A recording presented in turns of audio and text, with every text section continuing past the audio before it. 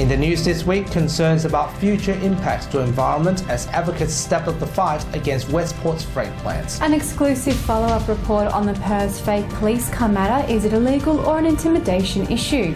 I'm going to in Hong Kong, where protesters have taken to the streets for the 12th consecutive week. Sea-Link General Manager responding to an incident involving Captain Cook cruises. And Western Perspective features part 3 of the climate change interview series that's coming up. This is the Evening News with Ivan Leung and Danielle Staniskov. Good evening. Concerns remain about the environment if a potential port in Kwinana goes ahead, with environmental advocates warning consequences for future generations. They claim potential port plans have been poorly investigated by Westport, calling the project a sham. Nelson Liu talked to Fish Army Corps convener Tim Barlow in this exclusive interview. How do you believe Westport's been handling it? Badly. We know for a fact that they've held the inquiry, to use the old Yes Minister quote, you hold a government inquiry when you already know the answer. And so this was a predetermined outcome, and it really has been a sham process. We don't feel that this was open and transparent, and that, they haven't done the best for the state. So what's been the biggest concern to the Fish Army about this whole project? Obviously the environment. It's the loss of habitat primarily. And that loss of habitat is mainly the seagrass. Once the dredging has gone through, the bottom will be too deep for seagrass to grow back. And in the meantime, the plume and halo from the dredging, that silt will smother any existing seagrass and also block out the sunlight. And without sunlight, it can't photosynthesise and it dies. Are these environmental concerns able to be mitigated so that a Kwinana outer port could be developed? Not under these current plans. The dredging footprint is too large. That also has effects on our desal plant. During the dredging operation, the desal plant won't be able to operate. If these risks are mitigated, would you support Kwinana Outer Harbour? Well, look, we're not actually anti-progress. I'm an ex-miner. I realise the economy needs work. But as it currently stands, it has been set up to destroy the largest area possible. We have heard of other plans that may come into play later on, but until they're put on the table, we can't really comment. So at this stage, we have to say we don't support any of them. Following last week's exclusive coverage of the fake Chinese police car around the streets of Perth, there have been more sightings of similar vehicles around the state, resulting in increased media coverage of this issue. We explore this issue further this week, discussing the legal implications, cultural conflicts and intimidation efforts. Taylor Hannah and Ivan Leung together filed the story. Questions have been raised over whether fake emergency vehicles in other languages should be banned to avoid this happening again. Meanwhile, the joke has shone a light into Australia's multicultural issues and overseas conflicts, creating local tensions among ethnic communities.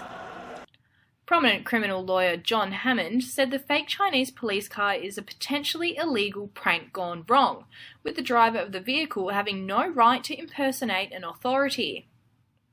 I think the legislation needs to be tightened up to cover this precise situation, because there is some doubt as to whether that is an emergency vehicle. Is it or isn't it? It's a hard question to answer. It may be a prank, but it's the wrong sort of prank, and it should be classified as illegal. There is currently no clear definition over what's legal or illegal around this issue. The state government is being urged to clarify this definition as soon as possible to prevent the incident repeating.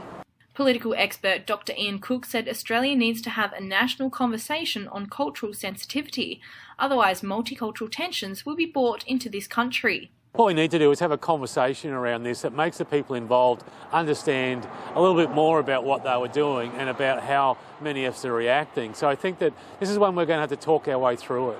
One Nation MP Colin Ticknell believes this is Chinese intimidation. In a sense, for Chinese nationals, it's a bit different. That puts a lot of wonderful Chinese people under a lot of pressure. So if they stand up and say something, then they'll feel like some of their relations may be under threat back at home. A poll on our news page asking if legislation should be tightened around this issue, 90% of voters said yes. While changes have been made in other states like South Australia, it is unclear if WA will commit to a law reform. Taylor Hannah, WAMN News. The Hong Kong High Court has approved the banning of demonstrations at the international airport until further notice. The judge says the decision was made based on the citizens' plan on further demonstration, at the same time protecting Hong Kong's international reputation and commercial interest. Tear gas and rubber bullets have returned to the streets of Hong Kong on this 12th straight weekend of demonstrations.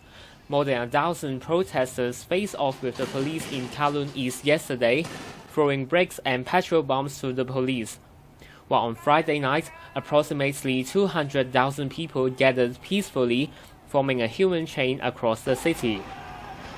These people, violent or not, have been voicing their 5 demands, which included the complete withdrawal of the extradition bill and the abuse of police power.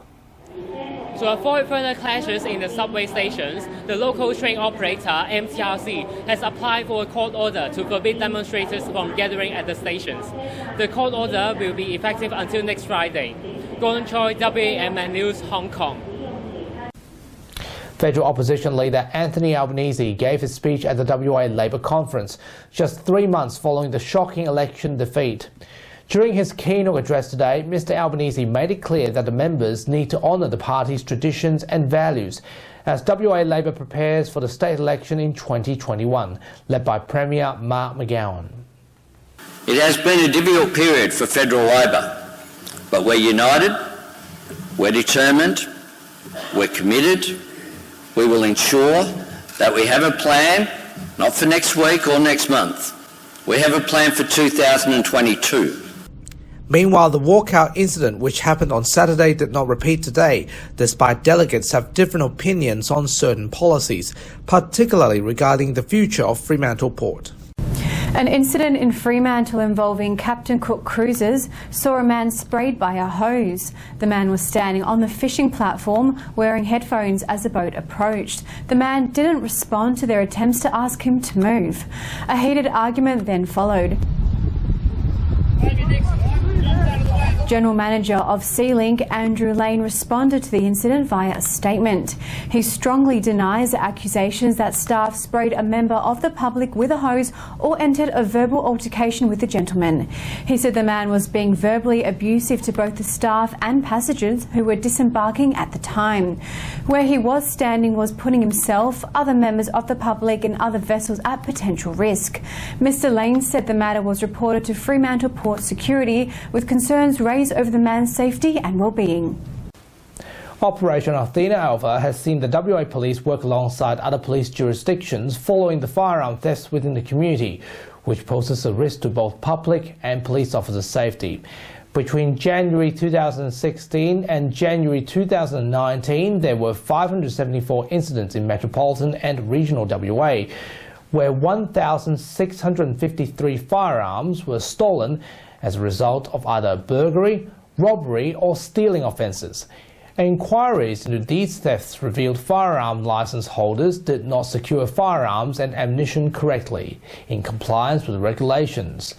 During the National Week of Action, WA Police will be conducting inspections of firearm licence holders and promoting secure storage of licensed firearms and ammunition. More women are being encouraged to join frontline fire services and management to boost gender diversity. Parks and Wildlife have launched its Women in Fire Management Action Plan to raise numbers of women in frontline services between 20 and 30% and leadership roles by 10%. The hope it will achieve gender equality and deliver real results for women's representation in the field. We want to send a very clear message to women in our community, to girls and women in our community, that fire management is an exciting and rewarding career. Oh, definitely, yeah. It's a fantastic career. I'd encourage anybody to get involved, and if it's something that you'd be interested in, then give it a go. Australians across the country dug deep in support of Cancer Council's Daffodil Day.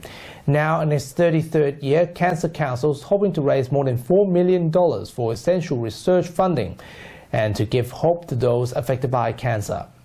Simone Sharp from Cancer Council WA says it's a great event for an important cause. Awareness is amazing. So we've had so many people coming and chatting to us and telling us their stories, and yeah, awareness is incredible. But yeah, it's such an important fundraising initiative for us as well. So we've got about 120 volunteers today across the metro area. Yeah, it's incredible. It's a great day. And that's our weekly news and current affairs. We have the latest on our website and Facebook page. Until next Sunday after 8, thanks for watching. Thanks for calling in. Good evening. See you next week.